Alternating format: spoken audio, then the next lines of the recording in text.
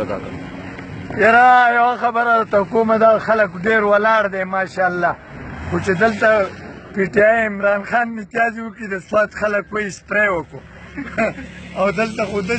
داسې بد حال دی په هسپتال کې درته یو سرنج والله قدر کوي وایي ما په